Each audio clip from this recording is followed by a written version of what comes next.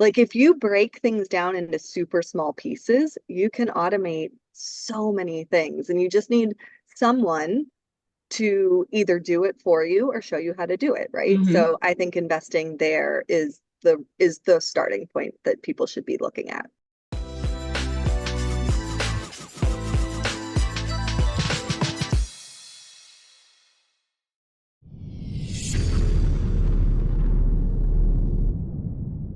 All right, y'all, and welcome back to the Real Money Talk, where we talk about real people making real money and how you can too. This is my favorite section of the entire program, as you guys know, and this is the Member of the Month Spotlight. This is where we get to highlight specific business owners, investors, and entrepreneurs who are actually doing meaningful work in the real estate and wealth building space. Today, I'm so excited to introduce you to Stephanie Cabral. Stephanie is a full-time real estate investor who is systems focused and actually has the brand, the Lean Landlord. She's an educator who helps other self-managing property owners get out of the operational chaos and back into control, not just of their property, but of their time. So she's someone who's owned and operated her own multi-unit rental portfolio, so she understands firsthand what it feels like to be the one getting the calls, solving the problems, coordinating the vendors, trying to find the parts, and all the things that it takes to keep the tenants happy while trying to grow your business. So instead of staying stuck in the weeds, Stephanie built systems. She is the founder of PAM AI. This is an AI powered maintenance coordination platform, and it's designed specifically to help landlords outsource tenant maintenance calls without losing visibility, quality, or control. So her work sits right in the intersection of real estate, systems, and AI, helping property owners document and delegate and automate work that would usually take up so much time on their day-to-day management. So today, we're going to talk about how other landlords can stop being their own bottleneck and how AI is changing property management and how putting in better systems can help you create a more consistent and more clear portfolio while having peace of mind. Stephanie, welcome. I'm so excited that you're here. Thank you for coming on. Oh, Erica, thanks so much for having me, and what a great introduction. Really excited to have this conversation with you today. I am excited, and I know so many of our network are excited because I mean, how often do we just have to acknowledge that we are our own bottleneck, right? Like that's what we're going to focus on. Now, before we get into that, tell us a little bit about your background and your journey into real estate. Yeah. So I started as a lawyer, and I am very proud to say that I'm now a recovering lawyer. I no longer practice. I practiced for 10 years. And while I was practicing, I really knew in that time that that's not what I wanted to do long Mm, term. I was good at it, but even though I was good at it, it didn't fill my bucket, right? yep. I would come home exhausted at the end of the day because it was draining to me. It Yeah. was the same sort of work all the time. And I knew that I wanted to be doing something else, something a little bit more exciting, something for me. And I got very lucky, I would say, in hindsight. I didn't know this at the time that I was lucky, but I had chosen a job that allowed me professional flexibility. Mm. So I was um, I was working part-time, so I was underemployed and underpaid, but I had flexibility to work on other things. So what what the trade-off was is I really was struggling with like how do I afford the lifestyle that I also had that I wanted. So I had like great standards for myself, but like couldn't afford to pay for it. And so what I ended up doing was I bought a duplex to live in the house that I wanted. I bought a condemned duplex, actually. Oh, So wow. I know I didn't know what could go wrong. So I bought a condemned duplex that I renovated with a rehab loan. And it went beautifully well because I had great contractors, great mentors that walked me through the process. And I was hooked. I was totally hooked on real estate because great appreciation from day one. I designed my own house. Oh, I bought wow. a house in a great neighborhood, and I had tenants paying my mortgage, right? And so this was a time, and I share this now out of reflection, but this was a time of great shame in my life that ended up catapulting me on this journey of real estate, right? Mm. Um, that was so profound for me and ended up being a great success story. So I share that because so many people think that they're in a really dark place in their life and they don't realize that it's a pivot point for them, and it ends up being um, their differentiator, right? So for me, this was a huge motivation. It ended up being something, it taught me that I'm actually really resourceful. I didn't know that until that moment. So that's how I got started in real estate. It took I me a love little it. bit of time to realize that I was investing. And then I started buying more and more properties. But that's how I got into real estate. And it was just such a great transaction. I still have that property today. I've converted it to midterm rentals.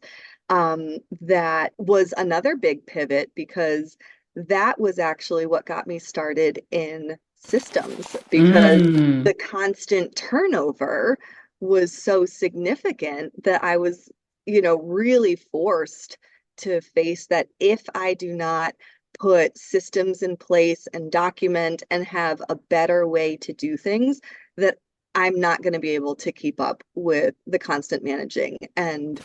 And and everybody also knows like that pain because it's so much yeah. work.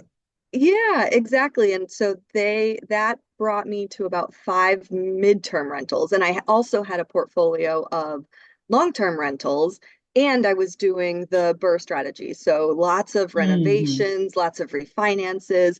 And at the time, I still had my job, my W-2 job. Oh, so you're still employed at this point. Oh, I'm still employed, and I had also to like learn real estate. I was also working as a commercial real estate agent. So I've got mm. my lawyer job, my commercial real estate agent job. I'm renovating houses. I'm flipping a couple houses. I'm managing turns, and I'm drowning. I'm I would drowning. say so. Like, oh my Yeah. gosh. And Ugh. so I was so pleased to have reached another point of desperation, because I do think desperation is what will fuel you to Oh, make absolutely. changes, right? And You never know so, what you're capable of until you're backed into a corner. yep. And so at that point, systems came into my life because otherwise I just wasn't going to make it. So that's when I started to really figure out how to make changes, how to manage without being the one managing. Well, I'm glad you brought that up because there's a couple of things that stood out to me on that. And the first one is that you said something interesting. I want to come back to it, is that you were working and your income that you were getting, right? You were underemployed, underpaid, and your lifestyle that you wanted, there was a gap. Yeah. And I think in general, socially, so many people think, oh, well, I need to go earn more, I need to go make more, or I need to cut back expenses to be able to fit into where my current income is. And that's not necessarily a bad mindset, but I can tell you there's only so many expenses that you can cut. And how many people, especially in this inflationary time period, are like, they just feel it creeping up and up. So you made that mind shift of, if I can't lower my expenses, I need to increase my income. Hmm. So what's that next step? And obviously real estate was that for you. And then the other part that stood out to me was that you didn't start off with this whole automated AI systems. You grew into that. So was there obviously, as you're, expanding your portfolio and you have a lot of things going on, was there any particular moment that you realized like, oh my gosh, if I don't build better systems, I'm going to drown? Or was it just kind of a gradual progression? It was definitely a gradual progression. I mean, as I was building the long-term portfolio, because that's how I started, right? It was like the easy entry. Mhm. I'd do something and not document it, and then I'd have to do it again 3 months later and have no idea how I did it the first time and have to figure it out again, right? Yeah. And I was like, that's annoying, but I'd just do it again, right? And then um, when I had gotten to the point of accumulating enough, and started to, especially in like short turnovers, that's when I finally was like, all right. And maybe there was actually, I can pinpoint one moment. And this is kind of like a spoiler alert to the like a book that really changed things for me. And this was, I Oh, I was love on it. a run and I was listening to The E-Myth by Michael Gerber, and he was talking about how you need to document and all of your systems need to be repeatable. And I was like, nothing that I do is repeatable because I don't document anything. And so somebody asks about like, the application process to move in, and I have no idea what it is, honestly. Mm. And I was like, that's going to stop right now. And I turned around and I ran home and, and I just changed everything. And so I then, um, like I've always been tech curious and I would start, like put things on an Excel spreadsheet and like it just skyrocketed from there. Yeah. I started to document how do I do things? Where do I keep information? And then the automation piece really changed everything because I don't need to write the same email 20 times in a month, right? I can Right. have something triggered based on a date, based on a behavior, based on a change, and that email just gets sent out to somebody. So um, it was really the reading of somebody else that had a better idea and then implementation that really changed things for me. Well, and I think it's the trigger for people who are listening or even others, and whether you're a landlord or whether you have a business, I think that's the perfect trigger. Are you doing the same thing more than once a week, more than once a month? And that's something I was like, oh my gosh, why? And I'm sitting here thinking to myself, like, how many things that I do that I'm like, oh, how many times do I have to do the same thing over and over?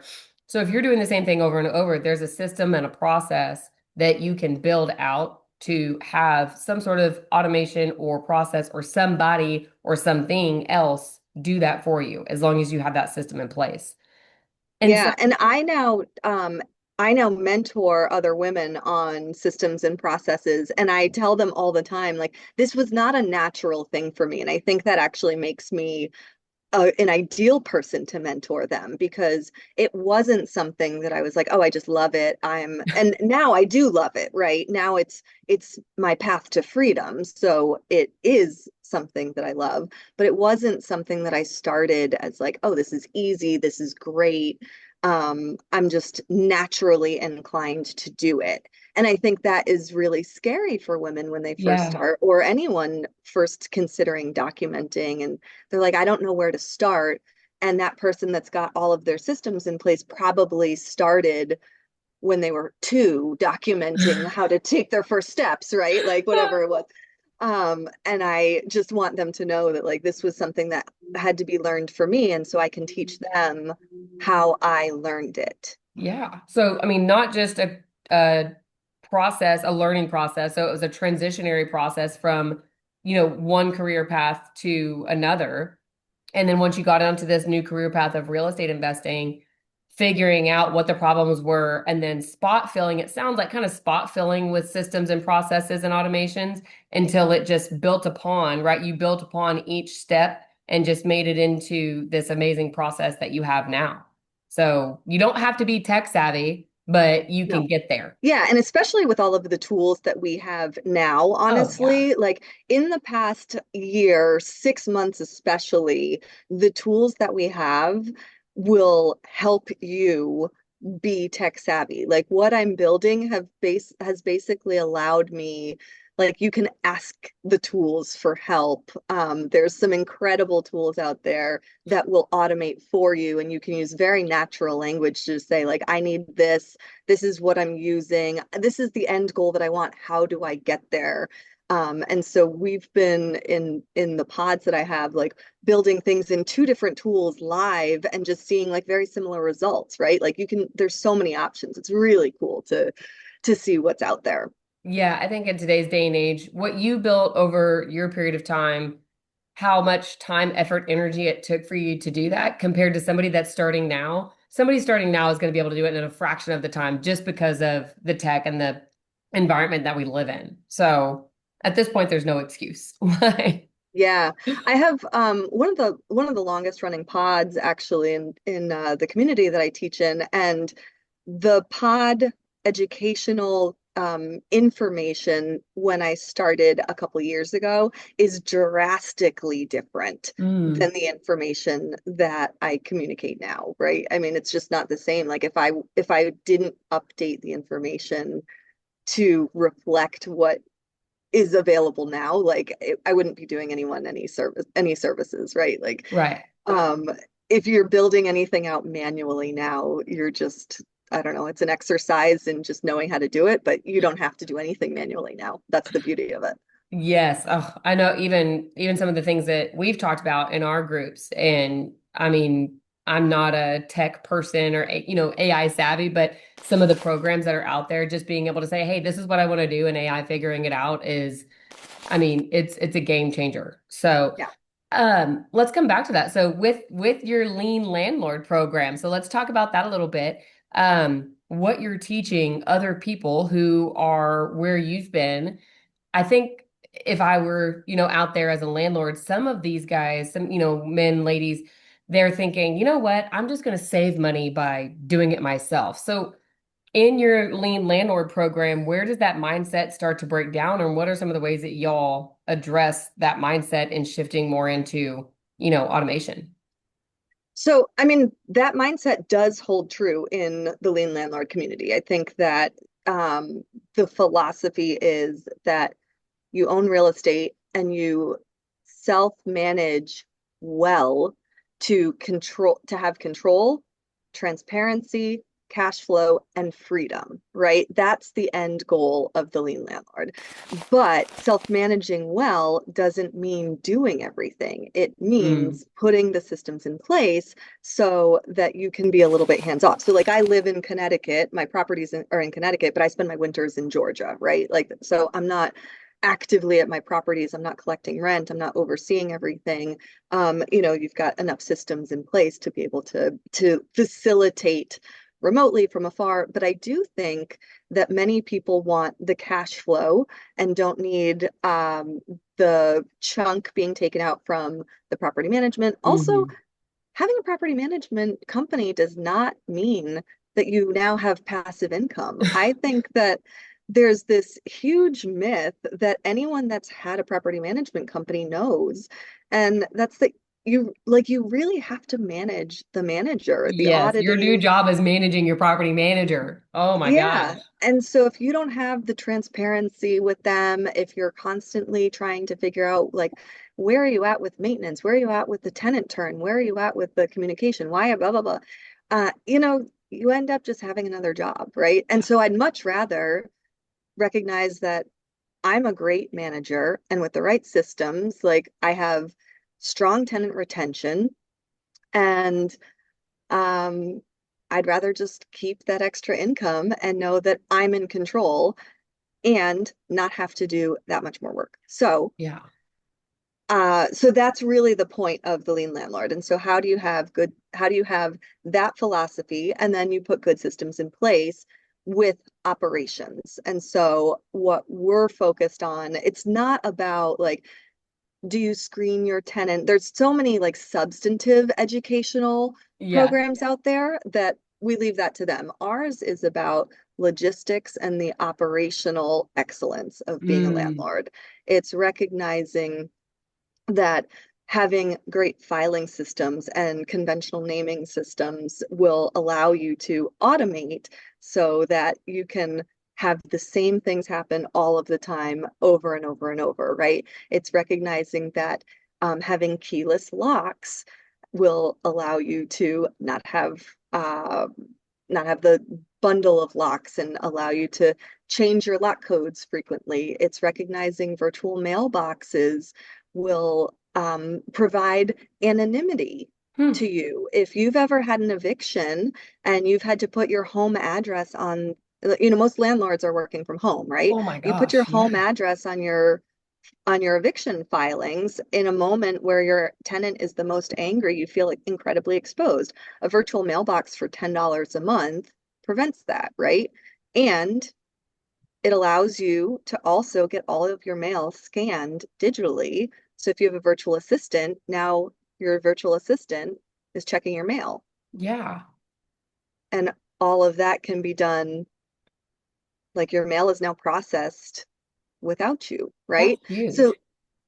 it's systems like that that Mhm. the Lean Landlord is really trying to take you out of. So tell us And a there's little bit. tons of other little nuggets in Oh, there I'm too. sure. Yeah. And I Those are mean, just little. it's just that little thing where, like you said, if we don't realize that it's a problem until we kind of bump into that. Like you said, if you're going through an eviction, and like you said, that's when your tenant is usually the least happy with you and you're putting, you know what I mean? So Yeah. I think that's an interesting idea. And so I guess talk to us a little bit about the Lean Landlord program. What does that look like? Who fits into this box? And really, if somebody were looking for a resource, like who would be that ideal person that the Lean Landlord program or community would be a good fit? So anyone that wants to self-manage is a good fit for the Lean Landlord. Somebody that's going to be tech savvy or not scared of tech. So we talk about the tech stack that you should have, the steps of implementation. Um, and so you can find it at theleanlandlord.com. And it's really like an introductory course to the logistics of self-managing. Okay. So you don't have to be uh 20 units or over. Like it, I think it's appropriate if you have 2 units and want to scale, it's a great system. If you Perfect. have 2 units and want to stay at 2 units, like you probably don't need it, honestly. um if you have 10 units and you're feeling overwhelmed, it's great for you. If you have 20 units and you're feeling overwhelmed, it's great for you. If I mean, I've consulted with people that have 500 units. There Oh, are wow. people that have 70 units and have taken my course a couple times, you know? So there's really no end, or so they've taken the pod a couple times, not the Lean Landlord. So like the education that comes out and is poured into this is relevant over and over. That's huge. And so I'm sure this might vary across different sizes of portfolios, and maybe it does, maybe it doesn't. But what do you think some of the biggest sources of operational chaos? What do you think some of the biggest sources of that are for self-managing property owners? The sources of operational chaos. Well, I think it's that over time, they don't have the time to focus on fixing their problems, right? And so like Hmm. things get out of hand. And so I think most people, they know that rent collection is something that they want to automate, right? That's something that like is kind of systems 101. But when they get the into the like weeds, into the little edges, those are the parts that they don't focus on. Yeah. So I like to tell people like if when you have a problem that comes up repeatedly, oftentimes the problem right there is a symptom of a Hmm. problem that you could solve way earlier in the pipeline. So, like one example would be I was having very expensive tenant turns. Mm. And so people could say, kind of like your example earlier, like, well, you could just cut costs, you could hire cheaper contractors. And I just think that's a race to the bottom, right? And so Anybody that's hired a instead, cheap contractor knows that they are yeah, not cheap in the long term. Like yeah. red flag right there. Right. And so instead, what I realized is my problem was not that I was hiring cheap, like bad contractors or too expensive contractors. It was that my, I just didn't know like how they would leave the property. Like, why Mm. didn't I know that? Well, I didn't know that because I didn't know like how they lived in their units. Well, why didn't I know that? Well, I didn't ever see how they lived in their units. Well, how could I fix that? So now I started doing video walkthroughs of them when they apply. Okay, but I'm not going to go to their house, right? Because I live in Georgia half the Yeah. year. So I do like video calls as meet and greets because I'm not on site for the showings. So we do meet and greets, and I just tell them that as a matter of policy, we have to do walkthroughs, and you'll save me a walkthrough if while we're on the phone, you just Let's do it right walk now. me around your house. And so it's a surprise to them, right? Hmm. So they're not expecting it. And I get to see how they live.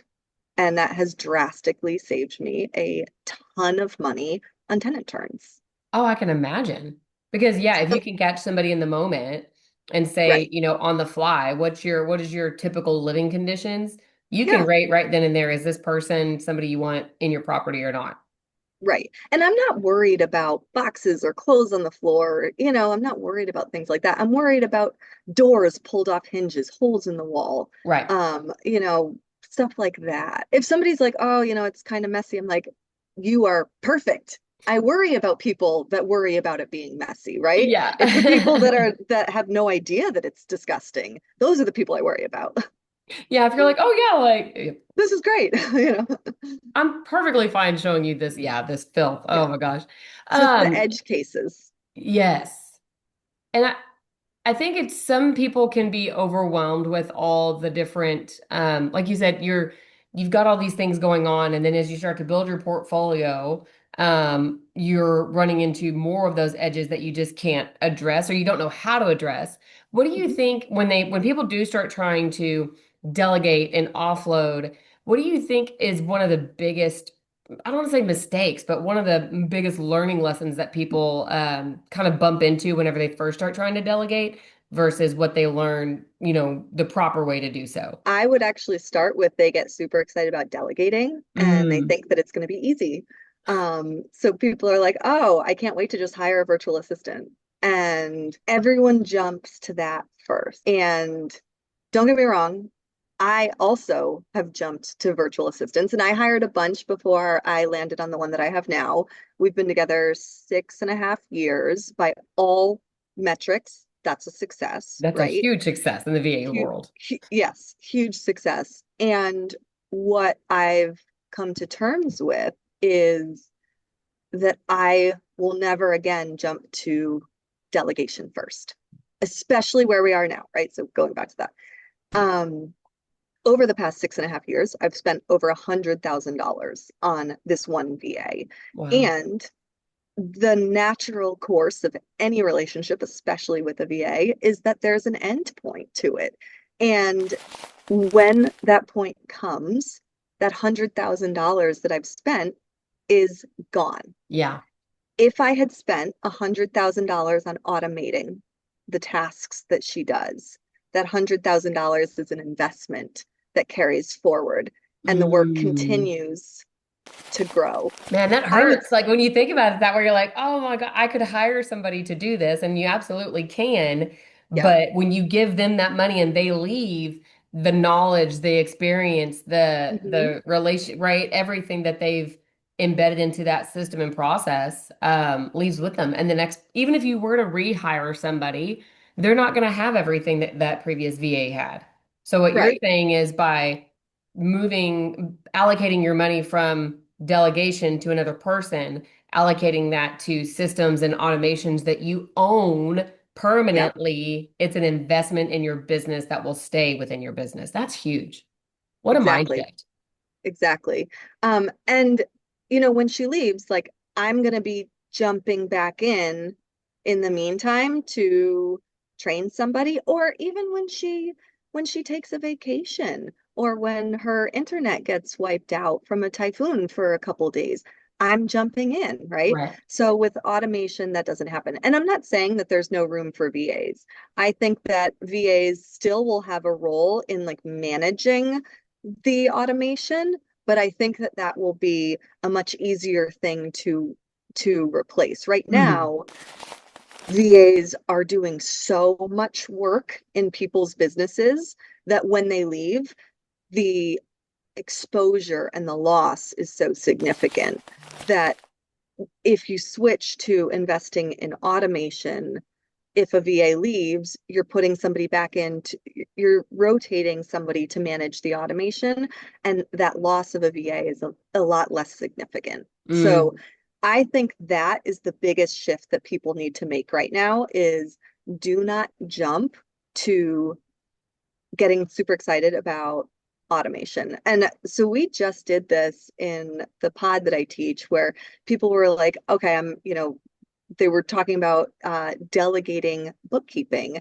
And I walked them through an automation of a bookkeeping flow that I have, and they didn't even know that they didn't know that you could automate this step. And like if you break things down into super small pieces, you can automate so many things, and you just need someone to either do it for you or show you how to do it, right? Hmm. So I think investing there is the starting point that people should be looking at. Yeah, I love that mind shift of, and don't delegate your money out, invest it in. So I think that's a really big deal. Well, and I think that's a really good segue into Pam. I really want to Yeah. make sure we spend some time on, we always talk about Pam, like we've personified her so much. She's live. Yeah. Yes. Oh, I love it. Okay. So, y'all, okay, I have had the absolute pleasure of watching not the full development, but at least what I like to call the third trimester of Pam as she was being developed, and hearing Stephanie, all the hard work that you've put in on the back end. So, to see this new system go live. Oh my gosh, it's so exciting. So I really want to make sure we spend time on this. So, Stephanie, tell us, what is PAM Yeah. and who is it designed for? Just kind of give us the overview, and then I'd like to dive into some of the specifics. Yeah, so PAM is an AI-driven maintenance coordination platform, and it is for self-managing landlords and owner-operators. So it could work for property managers and the self-managing landlords. It's better suited for 15 units and up. So Mhm. 15 units to 200 units is really the sweet spot here. Um, and it is AI driven in the fact that it's going to handle tenant intake. So it's going to be every landlord's first line of defense for every single call, including emergency calls, which is incredible. It's going to handle the diagnostics with the tenant triage, a remote resolution efforts, getting them to self-help and avoid a dispatch if possible. And then the diagnostics of getting down to like what the most likely real cause is. Also, the vendor selection and dispatch. And this is where it's really cool. And I think we haven't seen anything like this in what else is out there, where it's choosing the most economically viable option of the landlord's preferred vendors, contacting them for the landlord and sending them out and having the vendor and the tenant schedule a time and basically just keeping the landlord in the loop, but not in the weeds, right? Oh, And wow. this really came about for me, not because I have tons of maintenance requests, but because I got the one maintenance request that finally put me in the point where I was like, I'm never going to do this again. Like, again, my journey is for freedom, right? Yeah. My journey of real estate is for control, transparency, cash flow, and freedom. And I was boarding a plane to go on vacation. It was the middle of winter. I'm going to a tropical location, and I got a no heat call. And I had to step out of line and make a serious calculation about, do I have time to handle this call? Do I have time to find a vendor? Do I get on a plane and go to a tropical place? But I also like want to take care of my tenants, right? I'm not going to just leave them. Right. And so I was like, I don't ever want to be the middleman for this again. Like this was so stressful. It Mm. ruined my trip, right? And And I you're thinking about it the and whole time. Like, yeah, ugh. exactly. And I was like, I don't need to do that, especially now with the way that AI can handle the diagnostics. We don't need to do that. And so Pam has now proven to be incredibly intelligent, um, and much better at maintenance than I am, and also as good as maintenance at as my vendors. So we had a call the other day that my electrician called me afterwards, raving about how much information Pam had given him so that before he even left his shop, he knew exactly what the problem was. He was able to bring everything he needed. And so he was able to service more clients that day because he didn't need to go back and forth. And it cost me less money because I wasn't paying for him to go back and forth, right? So I'm Yep. not paying for his time. And he was like, it was actually really easy. And he had all the tenants' information, so he wasn't waiting for everybody. Like, it really has proven to be, I think, a game changer in this space. I think And the that's, tenants are happy to have 24/7 responsiveness too. oh, of course.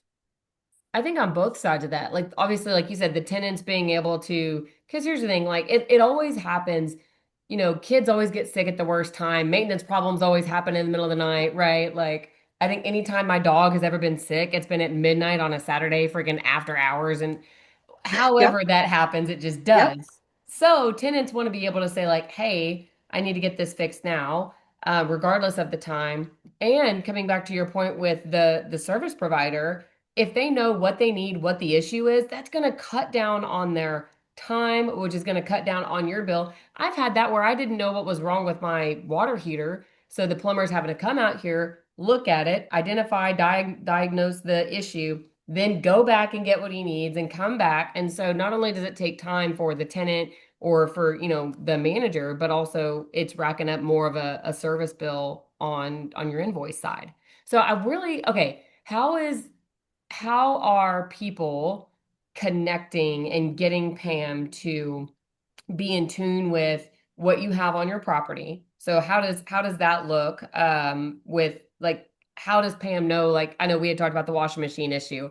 Um Kind of give us some insight. What is going on there? And then I'd like to kind of go into some specific examples that I have seen you post and talk about with like the crazy things that Pam is doing. Like I'm just blown away at this AI system. Yeah. So the landlords can add information about their portfolio. So they can add uh, existing coverage on a particular property. So they can add if are like warranties on particular Mm, assets. They can add if there are service contracts in place. So this is particularly relevant for pest control, right? So yeah. like if you get an ant issue, but you already have monthly service or a pest control company, you want to make sure that like Pam is going to call the company you're already paying and not somebody else, right? And same thing with the superintendent. So if you have a superintendent on a property, you want to make sure that Pam is going to call the superintendent first and not some other vendor. So you can add these like existing coverage. Uh, yeah, you can add the existing coverage first. And then you can also add assets to the property. So you can add the roof, you can add the furnace, you can add the hot water heater. And so Pam can actually look at the assets and it will also ask the tenant if like take a picture, tell us what the make and model of the fridge is, so that even if the landlord, haven't added all that information, the tenant can provide it to Pam, and Pam will have access to the internet's worth of The information. whole world of database on that particular Exactly, product. exactly. So it's really incredible to be able to do that. And I think that's one thing that like really stands out because you don't have to pre-populate it, right? It Hmm. just has that information. So that's one like really, really And tenants standout can do thing for that in Pam. real time. Like, oh my gosh, my refrigerator's leaking. I'm as a tenant able to message Pam and say like, Yep. "Hey, my fridge is leaking." And she's like, "Hey, tell me the make and model." If it's not already uploaded, she can diagnose. Yeah. Yeah. Like, okay, so give me the make and model. Is it leaking from under the fridge? Is it leaking from the back of the fridge? Because those are two different issues, right? And so she will walk through in live time and try to give some troubleshooting. And then she'll know if there's like a known issue with like that Kenmore fridge or whatever it is, Hmm. right? And so she's able to pull actual information. I had one, you asked about specifics. I had one, I have an odd European style dryer that has a lint trap in like a weird place. It's ventless, and you wouldn't know. You just like innately wouldn't know if you're an American using American dryers how to deal with this. And so the tenant puts in the information about the dryer, and Pam is like, well, this is a ventless dryer, and you need to find the lint trap. It's inside in the front. You pull it out, and you have to run the lint trap through water. Mm. That is not intuitive, in my I was going to say opinion. that's counterintuitive. I would think the opposite of that. Exactly. And so for her to be able to share that, I mean, so the tenant runs the lint trap through the dryer, puts it back in. All of a sudden, the dryer is working perfectly. I will tell you that, so I had lived in this property before. I have serviced that issue, and this was before AI. I have called on that issue. They do not tell you that over the phone. They send a specialist out to the property to diagnose it. And that Who's certified specialist, in like European appliances yep, or whatever BS. yep, Yeah. that specialist costs a couple $100 to come out and run the filter underwater. So I know how valuable PAM is. Oh my gosh. hmm Oh, I love it. And so the and all of this is being done and submitted and keeping the landlord in the loop. Are there, you know, I don't want to say barriers. Are there bumpers in place where Pam's not like, oh yeah, we need this $5,000 part and ordering something online and the landlord's like, whoa, is there any like buffers in place to prevent, some shopping spree? Yeah, a couple buffers. So one, the landlords can set the max authorization amount that the vendors are allowed to Mm, spend based okay. on the sense of urgency. So we've got like routine, high, and emergency, and the landlord set those authorization amounts. PAM communicates those authorization amounts to the vendors when they are dispatched. So Okay. that's one guardrail. And like we have default settings. So the landlord doesn't have to change any settings, but they can if they want to. So that's one. The second is PAM doesn't always dispatch a vendor. PAM is going to have some rules about which processes or which questions don't get dispatched. For Mm, example, wear and tear. PAM does not dispatch for wear and tear because that is very much a landlord discretion question. So, for example, a tenant calls in and says, my floors need to be refinished. mm, That is not something that we're going to send out a flooring guy or a handyman, or like that is something that the landlord's going to look at and say, hey, like you did this, right? right. We don't want to take away the discretion of the landlord to have a conversation with the tenant about the tenant problems. Um, Same thing about like if there's all these scenarios that are built in, like if the power's out and it turns out the power's out on the street, we're not sending somebody out, right? Yeah. Okay. Um, if the tenant is out of oil, we're not sending a vendor out to fix that. That's a tenant problem. They need to have oil delivered, right?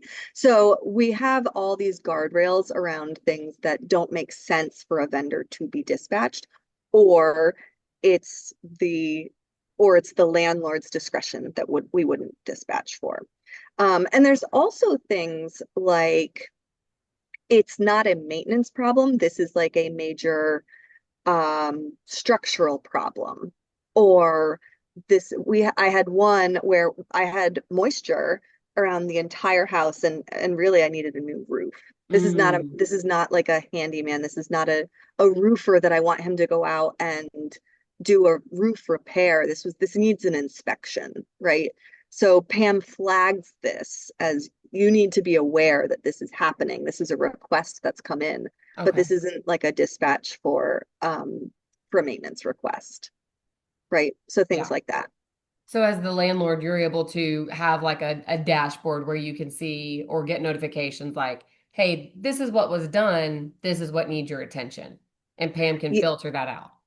Yeah, you get a dashboard for all the requests, including those requests um that have not been dispatched, where it's like you are needed on this one, right? So those are escalated. And then we also track the difference between like maintenance requests and work orders, because there's a big difference between there's bubbles in my toilet and we had to replace the sewer line, right? Yeah. Like one is a request for work, like a symptoms, and one is work that needs to be done. And a lot of time, or one that work that was done, a lot of times landlords don't track the work that was done.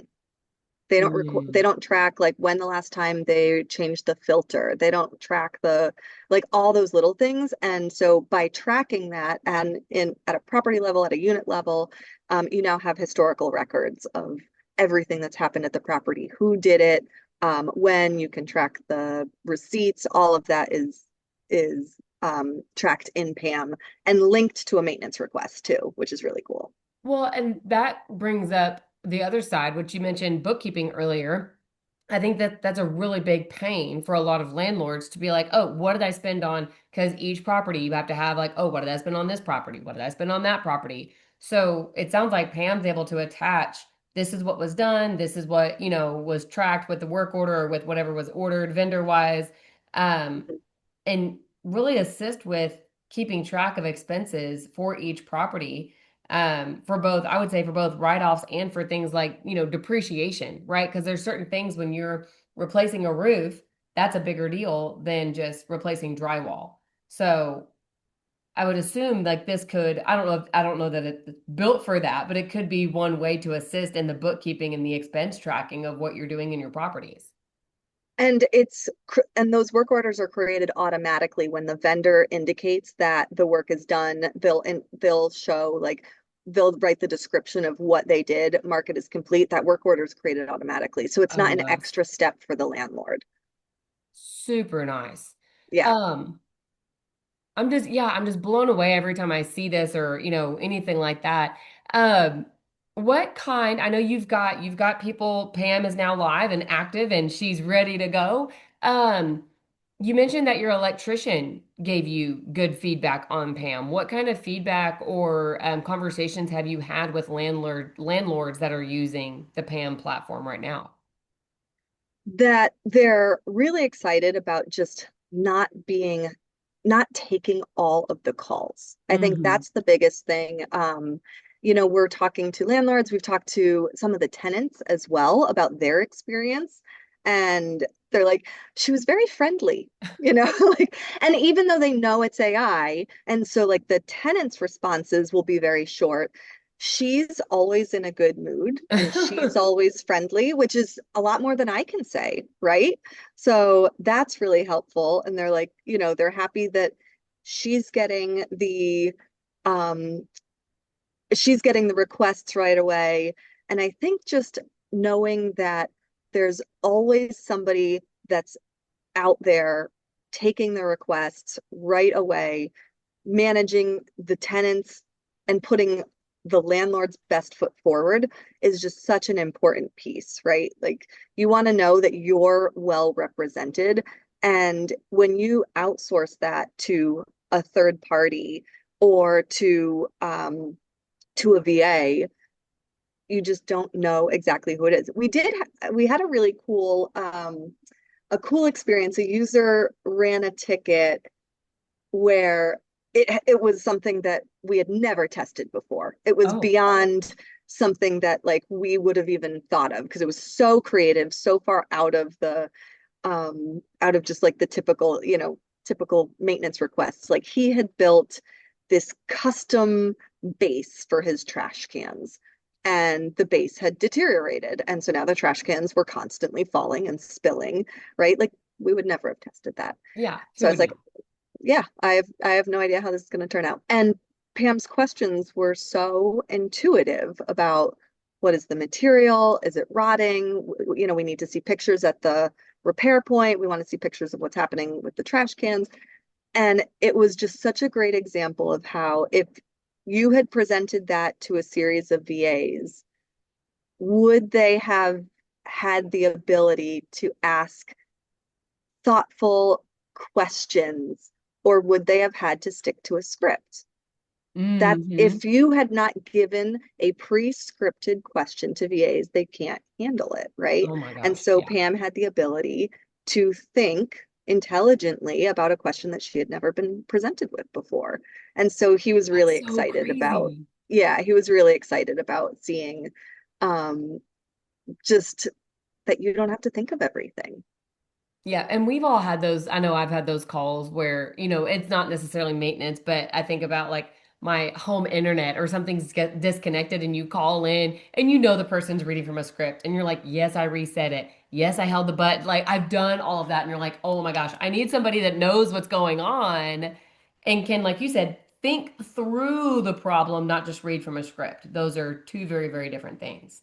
Right. And we do have like all the checklist items to make sure that there's not something silly Yeah, like something that simple. it Yeah. needs to go through, right? Like go through the filter through the water, right?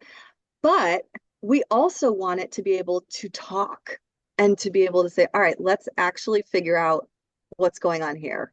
And that is where AI is so different Yeah. than the third party humans that are out there. And, I hate saying it, but I think that the VAs that are out there are really going to have to change the role and what they're doing. They're going to have to become AI savvy in order Yes. for their livelihoods to continue. Yes. Well, and it's, it's like with anything. It's Yeah, an enhancement of this particular part of the industry. So you either get better or you change, but you cannot stay the same. And that's right. with VAs, that's us in our world, right? It's Yeah, in any industry, technology, AI, whatever you want to call it. It's just, I mean, you could say the same thing about people who on the assembly line, right? Back in the day, that yeah, was and that's not to say like, oh, like not that those people aren't important, but they had to change, they had to adjust, they had to develop different skill sets, right? So that is the one thing that always, well, the one thing that stays the same is that everything always changes, and so all of us are yes, going to have to adjust. And I think a lot of people have started like AI is such a buzzword, right? Like everyone's yeah, talking about AI. There's the right and the wrong way to use it and do it. And I think one of the things that might come up in this conversation is okay, I'm a tenant or I'm a landlord or whoever, and I have an issue on this property. Why would I not just use Chat GPT on my own to solve this problem? What's the value add that Pam is bringing into the space? yeah. I mean, ChatGPT does a good job of diagnostics, right? That conversation, but it's not gonna find your vendors. It's not gonna call your vendors. It's not Mm, gonna send them out, right? It's not gonna track your historicals. It's not gonna know your properties. And that's where Pam is not just a chat bot. Pam is an agent. mm, Pam knows your properties, it knows your history, it knows who your vendors are and the locations that the vendors are allowed to serve. And it's going to select the most cost-effective vendor. And I always talk about this waterfall effect that we have, right? So if you have a clogged toilet, ChatGPT is going to say you should send a plumber. But Pam has been trained that you don't send a plumber. You send it's going to look at all of the types of vendors that could service this. It's going to start with a handyman. yeah. And it's going to then find all the handymen that could service this property. And then, if not a handyman, a drain tech. And it's going to find all Mm, your drain techs that could service this property. If not, and then we'll get to plumbers, right? that makes That's the sense. difference between you chatbotting ChatGPT and Pam. That is a big difference. It's like you said, Big it's difference. an agent, it's a process, it's not just Service. a search, right? Yeah. Yeah. And that, I mean, I'm just blown away at the capacity that this has. And I think there was another question that just popped into my mind and I lost it. So if I remember it, It I'll was I'll try to brilliant, bring I'm it back sure. up. But just trying to stay on top of time. Um, so with that, what's the best way for landlords? And I know you mentioned if you have two properties and you're wanting to scale, um, the Lean Landlord is a great place to start. If you have maybe around 15 units or more and you're building and growing and you're getting overwhelmed with, maintenance requests or not even just maintenance requests, you're not overwhelmed. You're just like, hey, I want to spend Want less the time doing insurance that. policy. Yeah. Yeah. What would be the best way for them to start looking at PAM? How can people, what resources are learning? How can they get connected? What's the best way to start figuring out is PAM going to be the right fit? So the website is choosepam.ai. That's Okay. the best place to start. You can also follow me on socials. I post a lot about Pam. So I highly recommend y'all do this because this is where I have seen some of these things. I'm like, holy crap, like I what? love posting all the little successes. So Yes. yeah, should I just say them? Will they be in links? What's Yeah, the go best ahead way? and say them out loud. We'll have them on the screen, and we'll also all of these links we're gonna have available in the messages and the bios and the captions. So we'll be sending all this out. So you guys make sure you're clicking those links that are available to you because we'll want to make sure that you're getting all these resources. Great. So my Facebook is facebook.com/the Stephanie Cabral. Same thing with Instagram, instagram.com/the Stephanie Cabral. Perfect. Yeah. And so I guess whenever we're talking about,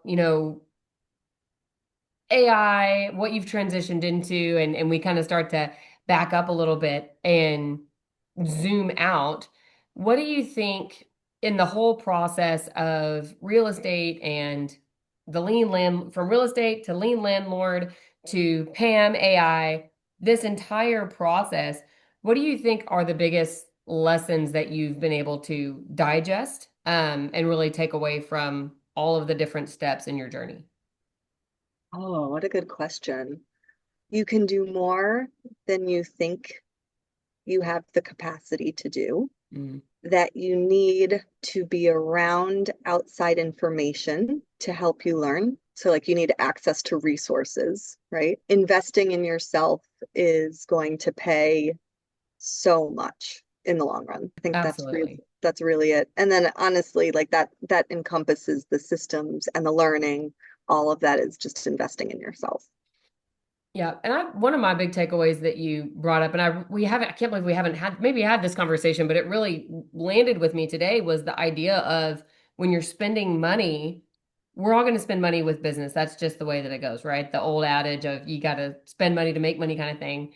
But when we're spending money on a person that can leave and take Hmm. everything that they've learned with them. Like you said, you spent over $100,000 on this VA. And if and when she moves on, or, Yeah, when you guys separate, like everything that she's learned and developed goes with her yeah, versus reallocating some of that money, at least a portion of it, to some sort of software or program or AI that you own. yeah, I mean, that never leaves. All it does is learn and get better. And oh, that was something else I was thinking about with Pam is the difference from my understanding would be Pam is going to learn within the, let's say, this property that has a repeated issue with this European dryer, right? It's automatically going to know like, oh, we've already done this and this is the first, right? It's going to learn this is the issue, and start to learn that property and get better and better and better at what it does. But being able to own that process and own that knowledge within your business so that it never leaves and only gets better is so worth it compared to risking spending it on somebody who could leave at any given time. yeah. And I mean, that's why we've talked about how I'm on a journey to be VA optional at this Right. point. Like the VAs, like I said, will always probably have a role where Oh, they of manage course. the AI or I manage the AI and it's super simple.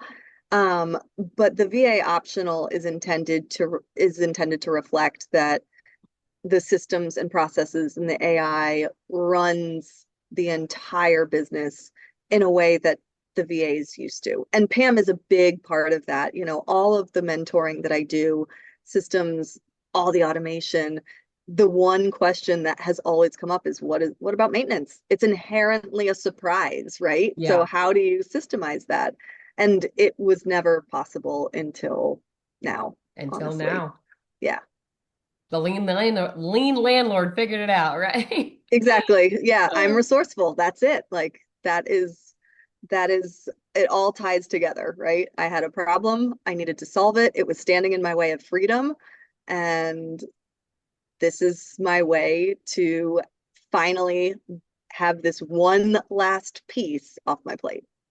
And there's so many other investors that are in that same. And I think I told you, like, I had one property and it was a long-term rental. And I did that for not very long, like a couple of years. And it was such a pain just with that one property and it was a lot of maintenance issues as an older house.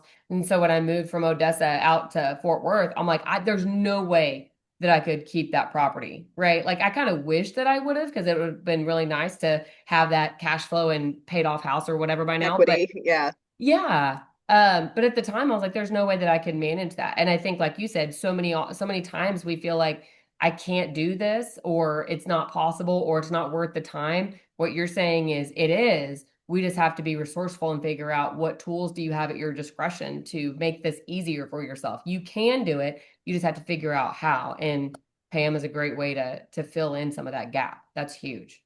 Yeah. I love it. So what are two more questions? So one of them, I'm excited about a lot of things for you. What are you most excited for in your total business right now? I think getting to VA optional is Mhm. a really big one, and having Pam be serving thousands of landlords and just seeing the dashboard light up with praise and having so many people recognize that AI is saving them, is saving their tenants, and just having this ecosystem of everyone being improved and liberated from Pam. Like that is just such a dream for me. And I can't wait to see that. So that's, I think that's honestly like the biggest thing that's lighting me up right now. Yeah. And I mean, Pam is live and active, y'all. So Yeah. if you guys are looking at, what's the next step, or is this a viable option? I mean, this is your chance to get in there and start poking around and see. And there's plenty of resources to help with that process of onboarding. I know Stephanie does a lot of that, and her team has that Mhm. available. So it's definitely possible. You just have to take the first step and reach out. Um, and I know you mentioned the E-Myth earlier by Michael Gerber. Yes. I definitely gonna have to check out that book. Any other books or podcasts that you're just a big fan of? Um, so Rob Walling has been a big influence in my life right now because he's huge on SaaS startups. So he's been a big influence for me. Um, I would say Mel Robbins' Let Them has Hmm. been very helpful for me. Uh, what else? Um, Extreme Ownership Oh, is yeah. one that, as much as I rebel against it, like I feel like every sentence that I read, I fundamentally object. And at the same time, it's made a huge difference to embrace. I'm like, I don't like it, but if you just act as if it's true, it makes you so much better. I'm Right. like, so that's one that I'm like, okay, it's it's good for me. Yeah. So those are some that are guiding lights right now. Oh, I love it. I love it. Yeah, that one's hard to digest, and not, you have to, extreme ownership, you kind of have to just look at it as matter of factual, not like a personal, I don't know. You don't want to beat yourself up, but you just have to be realistic about what you can and can't control. That Right. one's, yeah. Yeah, it Awesome. hurts a little bit. Yeah, that one's painful, painful. But you can tell the difference of the people that have that mindset versus those that don't. So if you guys haven't read that book, 10 out of 10, you've got to read that. That's a next level mindset shift. So absolutely recommend that. Anything else that you would bring up before we wrap up? Anything that you would specifically say to landlords that are out there self-managing, and looking to scale? Yeah, so if you're looking to start your automation journey, there's an acronym that I have coined, and I really think that this is the way to start. So it's ODAD. It's organize, document, automate, delegate. Organize is the important part at the beginning because you might look at a process and say, like, like, let's go to bookkeeping, right? We were talking about that. I want to I want to systemize bookkeeping. If you look at something huge like that, it's too much. Hmm. You're not going to systemize it.